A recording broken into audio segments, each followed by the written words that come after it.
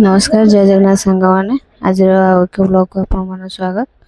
तो आज आम जाऊे चंद्रशेखरपुर स्थित आरसीएम जगन्नाथ मंदिर को जोटी की आमर विश्वर सबुठारु बड़ स्फटिक लिंग अच्छी। तो ये लिंगटी क्योंठी आसला केमिति आसला और किए आनी स्थापन कला तो से सब विषय सब जानिबा।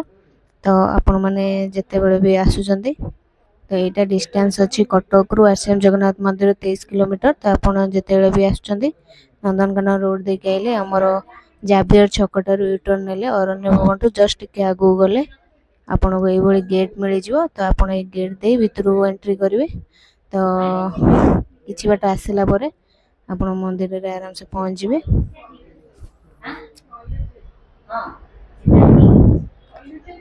देखंतु बर्तमान आम मंदिर पाखे पहुंची गले। तो बाहर मंदिर लुकटा किसी भाई। तो चलतु भीतर को जा दर्शन करवा।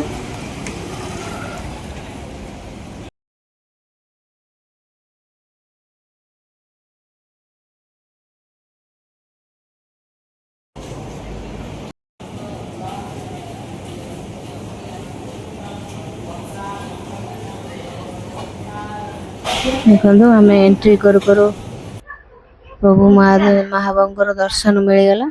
तो आम आउे लेट करथिले हुए तो दर्शन मिल पार न था कारण मध्याह्न टाइम रे पहड़ पड़ा टाइम हो गला। तो देखंतु प्रभु गरुड़ को दर्शन करंतु। मध्याह्न टाइम नाना माने प्रसाद भोग लगी कर मंदिर कारुकार्य टे देखंतु केते सुंदर होई। प्रभु जगन्नाथंकर श्रीकृष्णकर हमर रामंकर रामायण केते सब छोट छोट मूर्ति स्वरूप उपर सब चित्र माध्यम रे वर्णना कराई।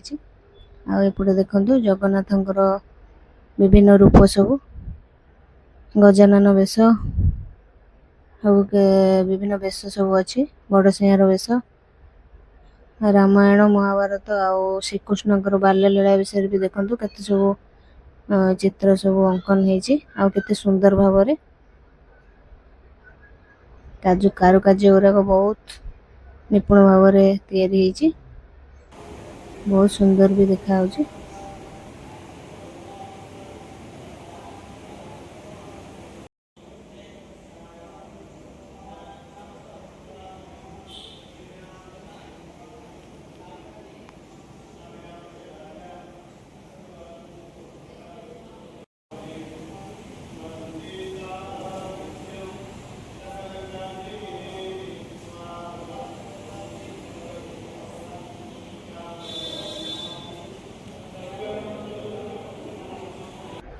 मंदिर में अनेक पार्श्व देवी मंदिर अच्छी।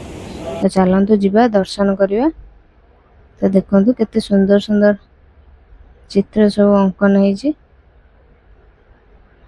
मंदिर कारुकार्य भी निर्माण कारुकार्य भी बहुत निपुण होती। एपटे देखंतु प्रभु गणेशंकर मूर्ति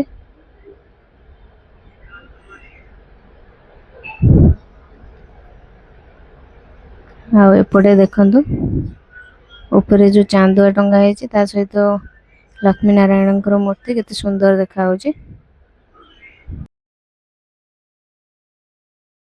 देखंतु प्रभु राम कृष्ण मंदिर देखंतु प्रभु रामचंद्र लक्ष्मण और मां सीता मंदिर मूर्ति केते सुंदर होती और सजी भी बहुत भल भाव। एपटे देखंतु पहड़ पड़गला।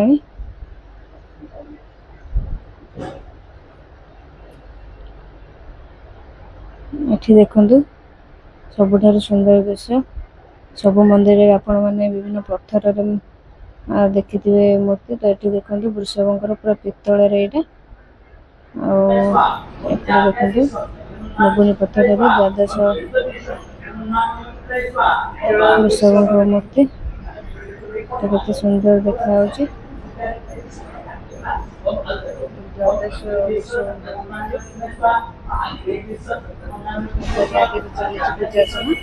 ସାଙ୍ଗମାନେ ଏପଟେ ଦେଖନ୍ତୁ ଯେଉଁ ସ୍ଫଟିକଲିଙ୍ଗ ବିଷୟରେ ଆପଣମାନଙ୍କୁ କହୁଥିଲି। ତ ଇଏ ହେଉଛି ବିଶ୍ୱର ସର୍ବବୃହତ ସ୍ଫଟିକଲିଙ୍ଗ, ଯାହାର ଓଜନ ପ୍ରାୟ 830 କେଜି।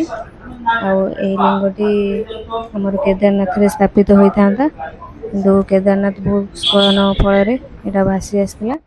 ନର୍ମଦେଶ୍ୱରରୁ କିଛି ସାଧୁ ସନ୍ଥମାନେ ଏହାକୁ ଉଦ୍ଧାର କରିଥିଲେ।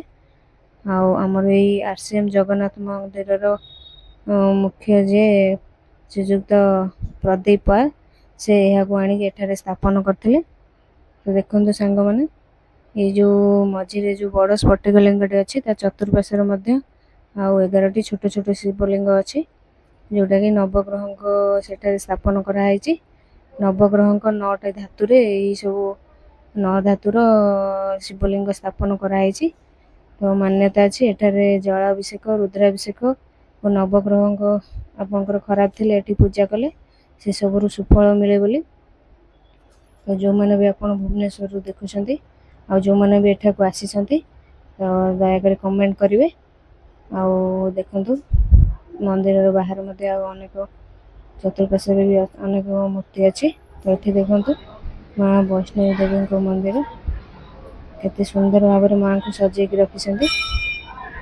ତ ଆପଣମାନେ ଆସନ୍ତୁ, ଥରେ ଦର୍ଶନ କରିକି ଯାଆନ୍ତୁ।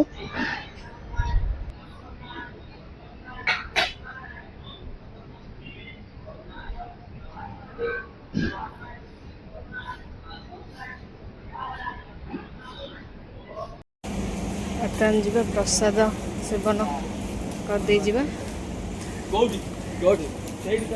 ଚାଲନ୍ତୁ।